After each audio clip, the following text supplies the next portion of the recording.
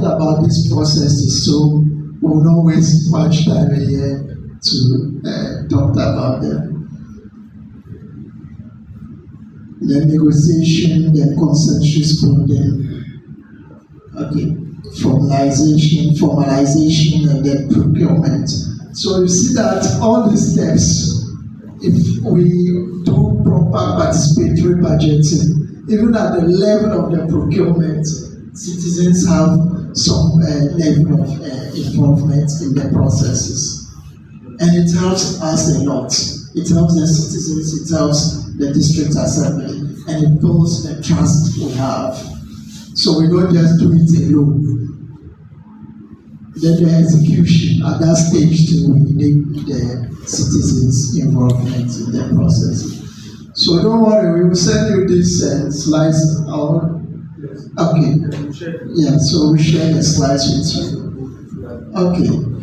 So budget tracking. So the right to budget information is very crucial. That right is very crucial. And like I always said, that is why we have all these steps in place for them to publish the medium-term development plans and all that, so that it allows us that opportunity to exercise that right to budget information. So you can easily use your phone to access this. And then budget monitoring tracking services track the funds. It originates from the destination, where it starts from. So you need access to that information. Because if you don't have the information, what are you tracking? And how are you going to track it? You need that information first, and then you can do the tracking. So it starts from that destination. And then it looks at the outputs in terms of the relationship to that reference. So you go and take the annual action plan or the medium-term development plan. Then you can look at what is the output. So if they said they were building 2 schools in your community, have those 2 schools been built? Then you reference. If they are not built, was it captured? Were they captured in the budget? If they were captured in the budget, why is one built and one is not built? You can do the referencing to do this check. And that's how we track our budgets. Are we together, please? Why do we do it? We want to make the public affairs transparent and then the information accessible. And then to promote efficiency and effective public service delivery, institutionalize the participation of civil society and citizens in their budget tracking and advocacy processes. And then we want to make citizens participate in the process of allocation, tracking of disbursement, and monitoring of the public funds.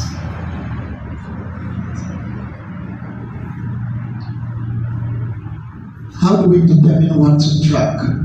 First, we need to analyze what was allocated, the district assembly common fund, the other donor supports. We need to analyze that one. That's why we begin the tracking form. We need to know how much was the common fund dispersed to the district assembly. We need to know in terms of different donor supports, how much is involved. Once we begin from here, then we have our source information, then we are holding it, then we can start the tracking from there. So we need to look at all the transit agencies. I mean, where is this money going? How much is allocated for education? How much is allocated for health? How much is allocated for agri? And all that. Once we are able to have this information, then we can start tracking our budgets.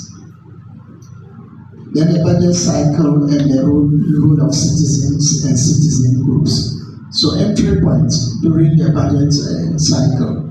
So where do we have our entry points? Where do we begin to think about the budget tracking?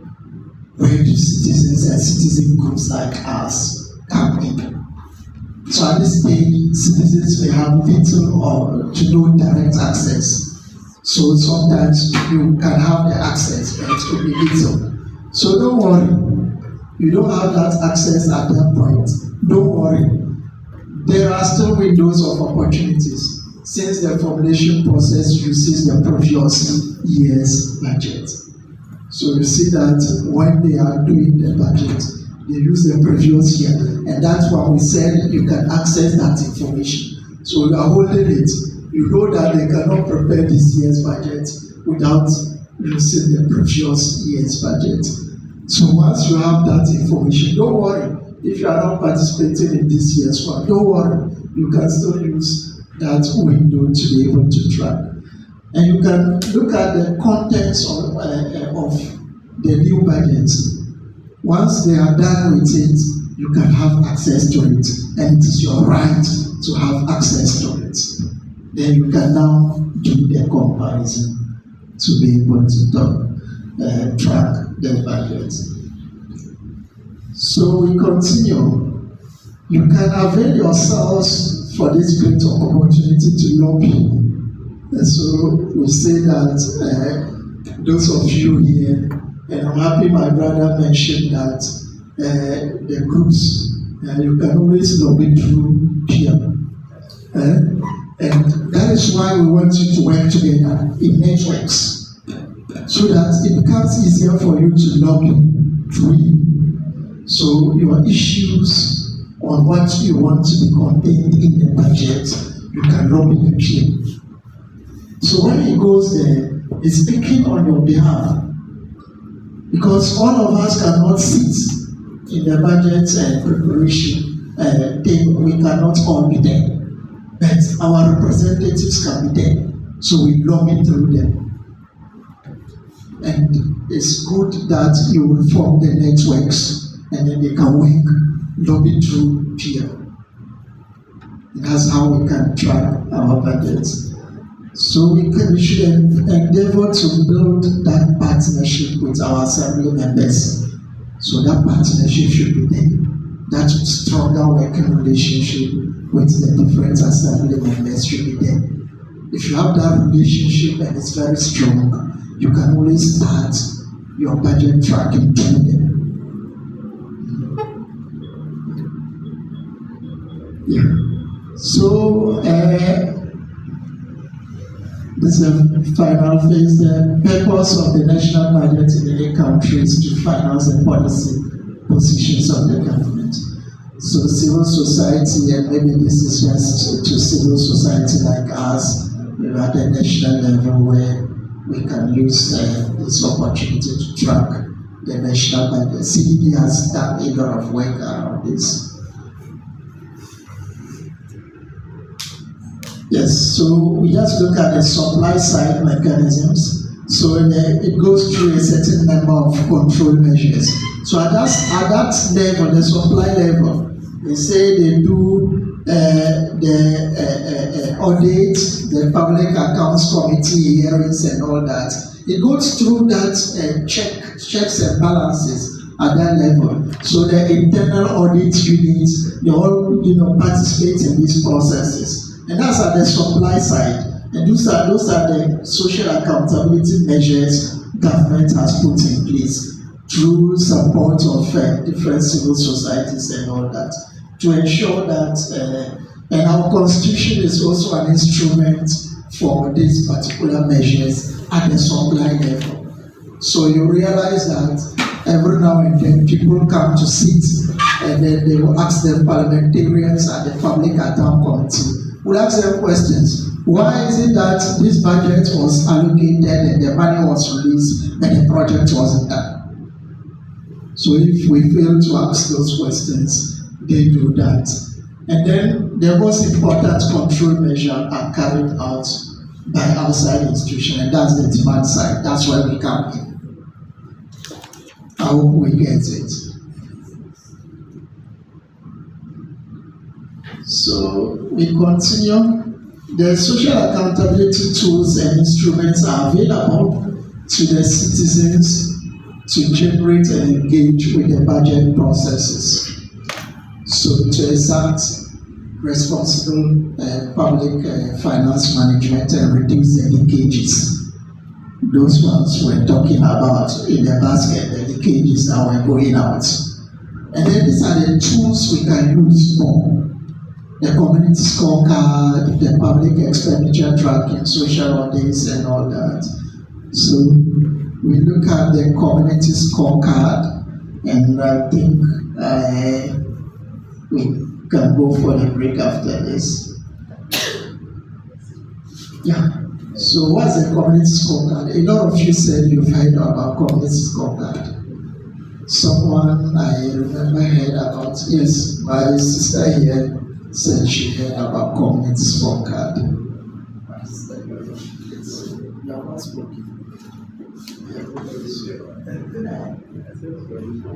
She wasn't the one.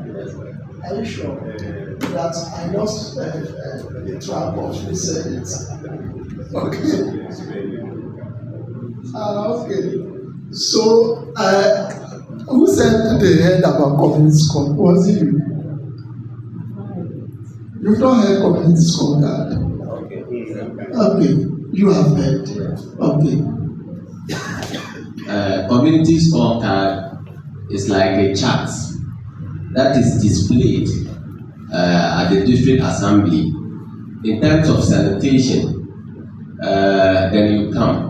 The communities in the district are displayed so that you look at your community. Like they can talk about open defecation or what have you. Which community is first, which one is not performing. So it's a chart that is displayed for the performance of every community. Thank you. That's great. So performance tracking. In other words, if there are games being organized in the district, how to rate and display so that people can know the level at which their communities perform sanitation and all those things. Okay. Great. Any other idea, community scorecard? No. Okay. Any idea, community scorecard? No. I love the no with serious emphasis. Yes. So we say it's a participatory process that empowers communities or service beneficiaries to influence quality, efficiency, accountability, or effectiveness with which services are provided at the local level.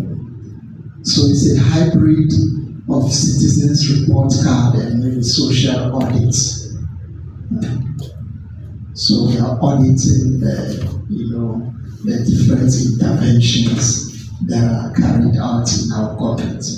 So we say it's a citizens-driven accountability measure for the assessment and planning, monitoring, and evaluation of service delivery. So we'll come to how the community scorecard is used, and we'll try our hands on using the community scorecard. Yes. So it can be used to gather feedback from service providers and improve communication between communities and service providers. So like we were talking about tracking the different services, the budgets and all that, we use the community's scorecard to track service delivery. So for instance, in health service delivery, how is the service delivery being done? How is OPD services delivered by the health center? We can track all these services and then give feedback to the service providers and then ask them to improve on some of the services. Where they are not doing well, we give them the feedback to say, on this part, you are not doing well. Sit up. On this part, you are doing well, but it's not enough. You can improve. Then we suggest ways of the improvement. So usually there's community scorecard. We initiate the action, but the service provider comes to sit with us to listen to us. So they take our feedback and then we plan with them. How are we going to be able to address some of the issues we ourselves have identified? Are we together? So this is how the community scorecard. So simply to use, it's simple to use. And I said that because this was more simple to use, social accountability too. I kept it at the top so that it becomes more adaptable for us. So it can be adapted to any sector at all, in education, in health, in sanitation, in agriculture, any sector at all, we can use the community scorecard. It's very much simple to use. And so we'll come to the practical ways we can use the community scorecard. How is it used in practice? So we say preparatory work and then planning. So at this stage, including identifying and then training of facilitating staff, community research, introductory engagement with the community, and then development. But any of us at all can initiate or trigger community scorecard processes. And so for the research bit of it, it's just to understand there is administrative data, if it is health, if it is education.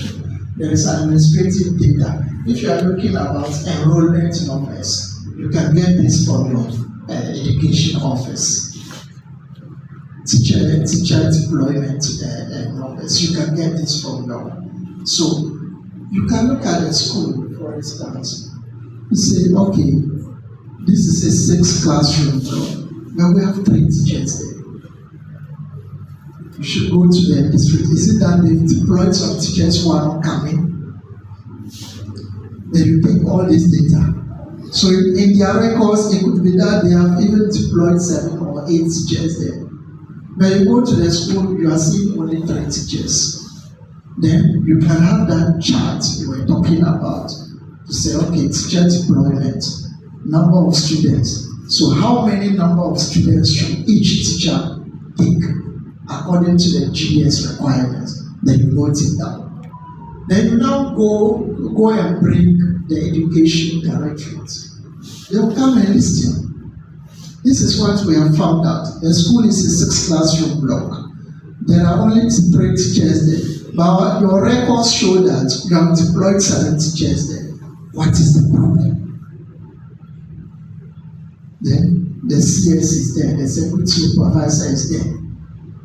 They will answer and they will tell us what the problem is. So together, okay, so how do we address this problem?